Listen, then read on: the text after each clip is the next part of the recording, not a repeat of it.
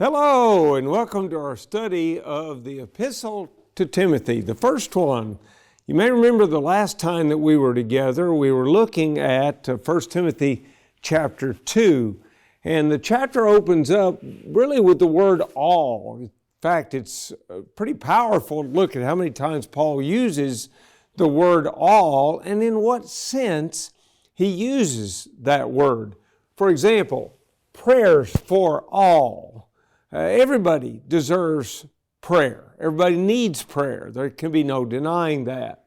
But then he also talks about salvation, which is for all. God's plan was for all men to be saved. He didn't want anybody to be lost. Now, by the way, that goes counter to what some would set forth, this idea that God pre-chose certain ones to be saved. That simply is not true. He pre-chose that all who would obey the gospel would be added to the church and the church would be saved. That's what he did do. So salvation for all, and then the ransom for all. And of course there he's talking about Jesus and the fact that he died for everyone. That when he went to the cross, he went for me. I can say it that way. You can say it that way as well. He went for all. Then Paul rolls into a discussion about public worship. And the key word to zero in on the idea of public is the word everywhere. And he directs that men should everywhere lift up holy hands. Now, I know in the modern day view of that, the lifting up of hands would be something like this, but more nearly and more likely, Paul is talking about one who literally has laid down in front of a greater person, or in this case, in front of God, and they turn their hands up to show that there's nothing in them, that they are completely dependent upon Him. And so that lifting up of hands there is likely more on that order. Then he talks about women in worship and gives us a lot of things to consider, but most importantly, that women are to adorn themselves. They're to wear good works. I think there's a cue for all of us within these instructions to women, and that is when I go to worship, the focus needs to be on worship, not just for me, but for everyone who is around me. So that is the essence of chapter 2, and in just a moment or two we will roll on into chapter 3. May I reach heaven's joys, O bright and sun, heart of my heart, whatever befall, still be my vision, O ruler of Paul opens up what in our English Bibles is the 3rd chapter by saying, "This is a faithful saying, if a man desires the position of a bishop, he desires a good work." First of all, we need to see the fact that once more Paul is using the expression, "This is a faithful saying." That's something that he uses fairly often in letters to both Timothy and Titus, the two young preachers who are like his sons in the gospel. He talks about if a man desires, and that word describes a stretching out. You can almost see a little baby. I know I have this problem. When I take little babies into my arms, they almost immediately start to stretch out, reach for my glasses. I have to pull them back so their little arms aren't quite long enough to reach it. But the imagery here is of a man who really is reaching out for this most important role. And then he says desires the office of a bishop. And it's most interesting that Paul uses the word skopos. And epi is over, and skopos is see or to look. And so an overseer. Now, that is not the only word that is used for this special office. In fact, in the book of 1 Peter chapter 5, the Apostle Peter, writing to those scattered Christians, talks about this office, and he uses actually more than one word to describe it. Listen to him in 1 Peter chapter 5, beginning at verse 1. The elders who are among you, I exhort, I who am a fellow elder and a witness of the sufferings of Christ, and also a partaker of the glory that will be revealed. Shepherd the flock of God, which is among you, serving as overseers, not by compulsion, but willingly, not for dishonest gain, but eagerly. And of course, he goes on, but what I want us to observe here is that Peter says he's an elder. That word just describes an older man. In the Jewish way of thinking, those men were to be respected. They often sat in the gates of the city and made important decisions that had to do with the people who lived there. So we have elders, and then we have shepherd the flock. Here's the idea of a pastor, someone who is a shepherd tending over the flock. Later, in verse 4, he indicates that Jesus is the chief shepherd, so they serve under Jesus, the chief shepherd. And then finally he says that they are to be overseers. And there comes our word again, to watch over or to look over. So really, this office has three different titles, all describing the same office.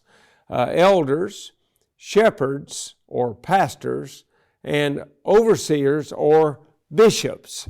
So if you desire this office, you desire a good work. Notice it's not some sort of an honor that's bestowed upon someone, just an honorary thing with no work involved. Oh no, this is a genuine work. And for that reason, he goes on to list certain characteristics that the man who wants this job ought to have. And so in verse 2, he says, a bishop then must be blameless, the husband of one wife, temperate, sober-minded, of good behavior, hospitable, able to teach, not given to wine, not violent, not greedy for money, but gentle, not quarrelsome, not covetous, one who rules his own house well, having his children in submission with all reverence. For if a man does not know how to rule his own house, how will he take care of the church of God? Not a novice, lest being puffed up with pride, he fall into the same condemnation as the devil. Moreover, he must have a good testimony among those who are outside, lest he fall into reproach and the snare of the devil. I know that's a lengthy reading, but it really encompasses in the early going the things that the Apostle Paul says ought to be a part of the character or the makeup of these men who desire this most important office of watching over the flock of Jesus Christ in a given location. So let's go back and look at some of these words and see what we have in mind here. He starts with the word blameless, and I think we need to understand that that does not mean this man has never sinned. Instead, the idea is he's taking care of whatever sins are against him so that there is nothing currently against his account. If you receive a ticket, let's say a parking ticket, that is against you and it will show on your record until you pay for it. Then you're blameless in reference to that. Well, that doesn't mean you never received a parking ticket, but it means at this moment it's not against your account. That's the idea here. This man is not perfectly sinless, but instead he's dealt with whatever sin comes into his life, and he knows how to act like a man after God's own heart, reminiscent a little bit of David, who when confronted in 2 Samuel 12 by Nathan the prophet, admits, I have sinned. And it's then that Nathan says, God has forgiven you your sin. And that's what we're looking at here. So blameless. The husband of one wife. Literally translated, that would be a one-woman man. This was an era in which there was polygamy. And so he's saying that this man who wants this office needs to be married to only one woman. Now, I think it's important for us to realize that if a man is a widower and he remarries, he's still married to only one woman. If you look at Romans chapter 7, you will observe that a woman is bound to her husband only as long as he lives. And at that point, then he's freed from that marriage bond, or she is freed from that marriage bond in that case. Well, that would be true here. So a man could theoretically be a widower, marry another woman, and ultimately still meet the rest of these characteristics that we're going to talk about. The next word that he uses is the word temperate. The word temperate means abstinent. He exhibits self-control. Now, in the early going, this word actually meant that he was temperate in reference to alcohol. He did not partake of alcohol. Thus, in American history, you have the Temperance Society, and that group took their name from this word in the original idea. Ultimately, temperate came to mean self-control in all areas. Oh, it still would mean self-control in reference to wine or to alcoholic beverages, but it would also mean it in other areas as well. Then he says, sober-minded. This individual will not be swayed by sudden impulses. You want a man who carefully thinks things out before he acts. That's the kind of leader that God's people need. Then he says, of good behavior. The outside ought to reflect the inside. We've been talking largely in the early going about what's on the inside, but the outside ought to show not just who we are, but whose we are. These men will demonstrate by their lives, by their actions, that they belong to Christ. Then he goes on and says, hospitable.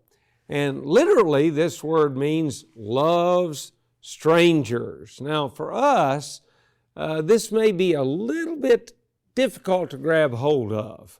But in that era, they didn't have all these various motels around. And I don't know about you, but sometimes when I pass through certain cities, I begin to think, man, where did all these different brands of motels come from? Well, there are a lot of them in our society. But back then, there were none. Instead, people would be dependent on staying in the houses of others. Now, yes, in some places, people had what you and I might call a bed and breakfast. They would rent out a room within their house for people to stay in. But Christians traveling really needed to be taken in, though they might be strangers, so to speak, to the local church. They needed a place to stay as they are going on their journey. You may remember that when Jesus gave the limited commission, they talked about if people take you in, stay there as long as they treat you well. And when you leave, then extend to them God's blessings. You'll pray for them the blessings of God. So this leader among God's people, or a prospective leader, needs to be someone who loves strangers. He's hospitable. He's also able to teach. And really, the idea here is he's ready, yes, but he's actually eager to. Here is a man who will teach at any moment if he gets the opportunity. He's probably going to be the kind of person who will look for those opportunities and seize upon them. So he is able to teach.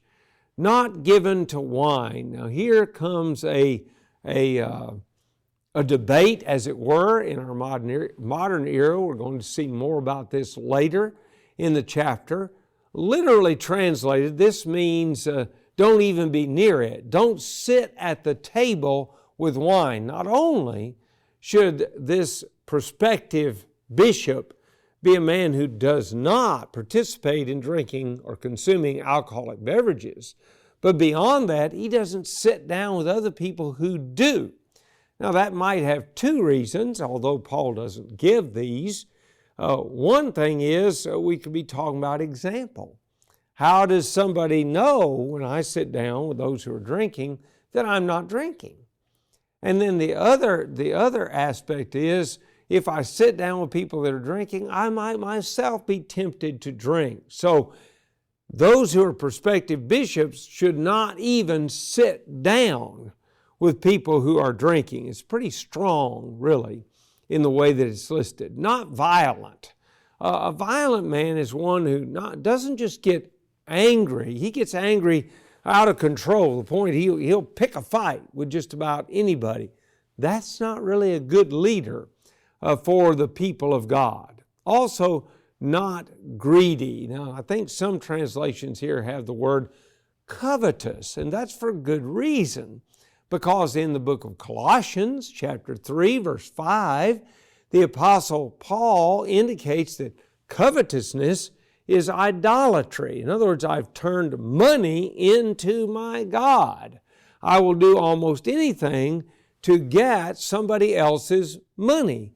And that kind of man doesn't need to lead God's people for some obvious reasons. He would have access, theoretically at least, to the contributions that are taken into the treasury of the church, and that could result in a pretty disastrous type situation. So we have not greedy for money, but gentle.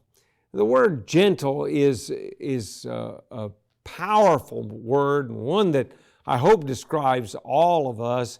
Here is a person who treats everyone with a type of kindness. He displays that for all people to see. Not quarrelsome. You know, some people just seem like they're looking all the time for a word fight. You say something, my mother used to accuse me of that when I was a little boy. She says the sky's blue, and I said, no, it's purple. Well, see, I've got to be something different. I'm always looking for a fight back then. Don't do that anymore, thankfully. But the man who would lead God's people, who would look over them, needs to be one who is not constantly looking for word fights. That's not really a good leadership characteristic. And then not covetous. So we've got, he's not greedy for money, nor is he covetous. He's not willing to steal to get money or grasping for money, and he has not made money his God. Then he says, one who rules his own house well, having his children in submission with all reverence. The word translated rules there literally means to stand before. A good leader in the home, a good father, a good mother, is an example to the children. They see how to live based on how we live. And that certainly needs to be true of this man who would be a shepherd over God's people. He needs to have his children in submission. They need to recognize his authority, and they'll do that if he is the type that lovingly guides them. Oh, he corrects them, surely enough, but he lovingly corrects them, and they gladly follow. And that's important. Why? Well, Paul tells us in the next verse when he says, for if a man does not know how to rule his own house, how will he take care of the church of God? In some ways, then, the family is a training ground for good male leadership. Men in the home ought to lead their children toward Christ, and they ought to do so in a loving way that the children respond to and therefore are submissive to. That tells us this man would make a good shepherd over God's people. He goes on, not a novice, that is, not a beginner. In fact, it literally means not newly planted, which is something that reminds us of what the Lord said when He talks about the sower that went forth to sow, and various plants came up in different types of soil. Well, a newly planted Christian doesn't need to be a leader. He's still got to develop and become, for example, apt to teach, prepared to teach, so that he'll be ready at any moment. And then he says, lest being puffed up with pride, he fall into the same condemnation as the devil. Now, I don't know everything there is to know about that statement in regard to the devil, but it appears that the greatest sin of the devil when he was cast out of heaven was that he was prideful. He would not yield to God, and that is not a good place for a leader to be. It just doesn't fit him. Then he says, moreover, he must have a good testimony among those who are outside, lest he fall into reproach and the snare of the devil. We've already said the outside ought to reflect the inside. Now we see the impact of that. When this man is selected to be a shepherd over God's people, there's not going to be people from outside saying, he's your leader? He's one of the men who leads you? You got to be kidding. See, that would be bad for him and for the church. It could lead to temptations for him and could lead to trouble for the church. So Paul has set out in the early going some of the characteristics of a man who would be a bishop. Then he goes on and says, likewise, we would say, in the same manner. So just like bishops are to have certain characteristics, he now says deacons must be reverent, that's we'd say God-fearing, not double-tongued. They don't need to say one thing to one person, something totally different to somebody else. Not given to much wine. Now there's where that problem area comes. It literally means he doesn't occupy his mind with wine. If he's not going to do that, then really he's not supposed to drink wine, is he? If you go on down in verse 11, which we'll see in a moment, you'll see that the wise are to be temperate, and that means they're to abstain from wine, as we've already seen. You can see the same thing in other places where this word is used that way. So don't take it that it's wrong for a deacon to have a lot of wine, but he can have just a little. That's not really what we're talking about here. Translation's a little bit tough. It literally ought to say he shouldn't occupy his mind with wine, which would mean he's not going to participate in the drinking of it. Not greedy for money. You can see why, because a deacon's going to be assigned the task of caring for the needs of the brethren, and that of necessity oftentimes requires him handling a certain amount of money so that he can pay for work that has to be done or things of that nature. So then he goes on saying, holding the mystery of the faith with a pure conscience. We really don't want anybody in a position of any authority whatsoever in the church who does not hang on to the Word of God in a good conscience. Now, the good conscience comes from knowing I hang on to the Word of God. I have done what it says. I am a follower of it. Now, again, not that I never sin, but when I do sin, I confess, like John talks about, 1 John chapter 1, particularly verses 7 through 10. So he goes on to say, but let these also first be tested, then let them serve as deacons, being found blameless. So the word tested here means to approve after. They've gone through the test and they meet with approval because they passed that test. And then blameless here again is irreproachable. It's not that they've never done anything wrong, but when they did something wrong, they took care of it, and there's no longer a reproach, or if you would, a bad mark against that individual. Then he says, likewise, and again, the word means in the same manner, their wives. Now notice plural, their. He's just been talking about deacons, but he also talked about bishops.